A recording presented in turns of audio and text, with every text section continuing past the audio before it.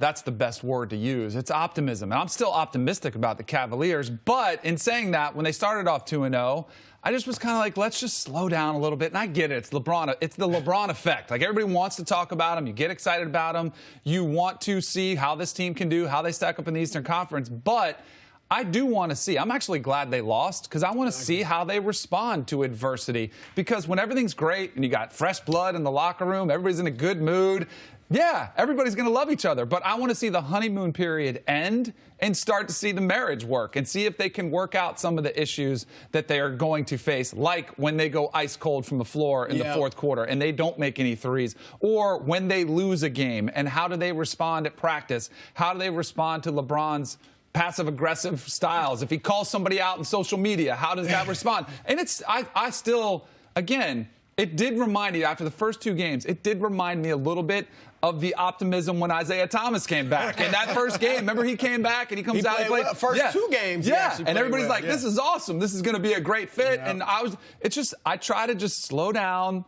relax, let's let it play out, let's see how this works. And I think this is just part of the process for the Cavs, as this 2.0 Cavs in this season, to see how they fit together. Chris, you talked about their defense, and defensively they have better pieces, but also they fit better offensively. I mean, you got a roll man in Nance, you got LeBron surrounded by shooters, but do you still like how they play, the style? They struggle from the three-point line. I mean, under 23% in the game. But are you still in on the style of play they're weighing, in the up-tempo nature? Yeah, I mean, look, Ty Lue wants to push the ball. Obviously, they're much better equipped to run and push the ball.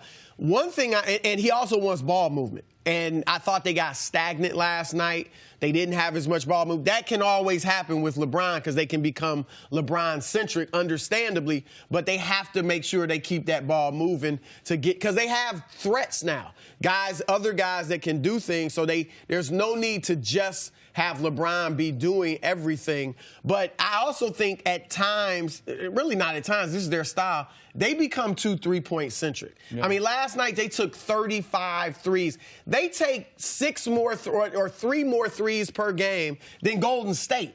And the Cavaliers are 3rd in the league in three-pointers attempted. And I'm sorry, I know that's a big part of their game, but they are not like one of these great three-point shooting teams. Golden State shoots it better. Houston is slightly below the Cavaliers in percentage, but they have better three-point shooters. If you look at Cleveland's three-point shooters, the only one you would call a knockdown three-point shooter is Kyle Korver. Rodney Hood is streaky. LeBron certainly is streaky. You know, J.R. Smith is the very definition of streaky. So I don't think that Hood can slash and score in other ways. Obviously, LeBron can do it. Jordan Clarkson can do it off the bench. They don't need to be as three-point heavy every single night as they were last night, and really as they are as a team. Don't you think they're trying to have that style of offense to contend with the Warriors and contend with the Rockets, contend with those teams out west that they're going to have to beat to win a championship? Because I feel like that's what they're doing. And then also, and if you are off, they shot 16% last night from the floor. It's going to look ugly. I mean, nobody outside of LeBron scored in the last 9 minutes of the game.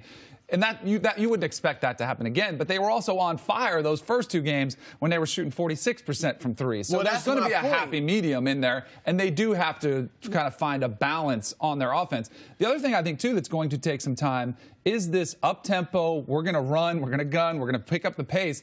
That takes time for players who have not been practicing that style, have not been playing that style, to get in shape to keep up with that pace. And I think you're going to see that kind of work itself out as they get used to playing each other, because it is a conditioning factor as well. Yeah. How different is it? You had guys like Isaiah Thomas and Jay Crowder coming over who had played at Boston, who felt like at that time they could contend with Cleveland and with LeBron. You got guys like George Hill, who was in Sacramento going nowhere. You know, between Nance and Clarkson, the Lakers, they weren't making the playoffs.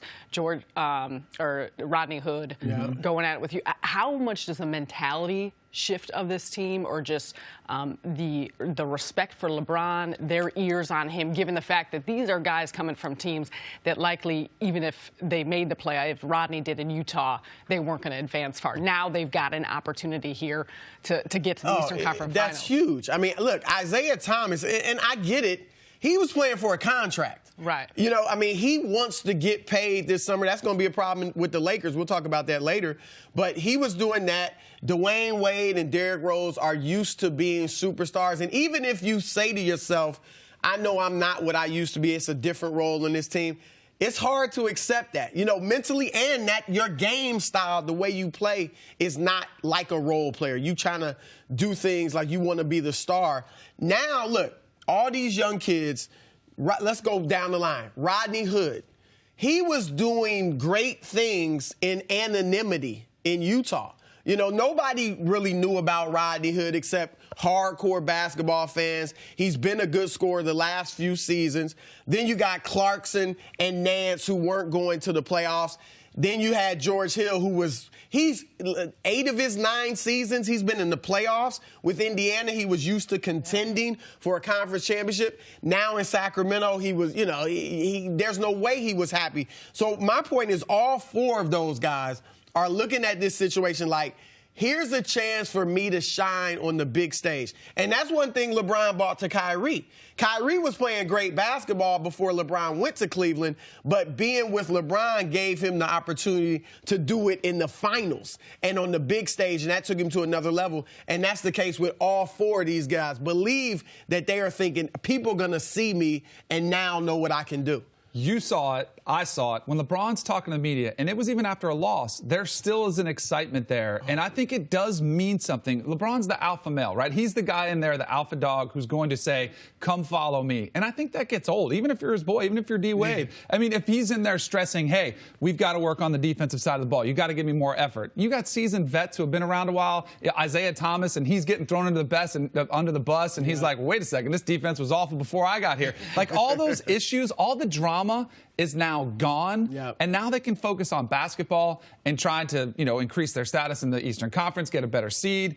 And the fresh newness of this is really feeding LeBron and his energy as well, because now there is none of that drama. One thing I've wondered about, even after the 2-0 start, beating 2 really good teams, LeBron, ever since he's been back to Cleveland, and actually in Miami as well, so that's what, the last 7, 8 years of his career, there's always been some drama in the regular season.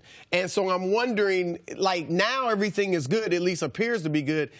Will there be some drama to come? Like 2-3 weeks from now, will there be a crisis or something? And if not, will he be comfortable with smooth sailing into the playoffs? Because it's been almost a decade since he had that. I think he'll have enough trying to reacclimate these whole new guys. I think it's test enough. The challenge is fine, but I'm talking about the tweets, the cryptic tweets, and there's always been an issue in Cleveland. I don't want to see it again. No. I hope there isn't. But do you think that's something that he needs? Well, look, David Griffin was their former GM. He used to always say that this team and LeBron thrive in, you know, chaos. Right. You know. Well, don't forget, there is another piece coming back when Kevin Love comes back. So we'll see how that works. And I think there will be a challenge to work him in. Are you setting us up for chaos later in the show?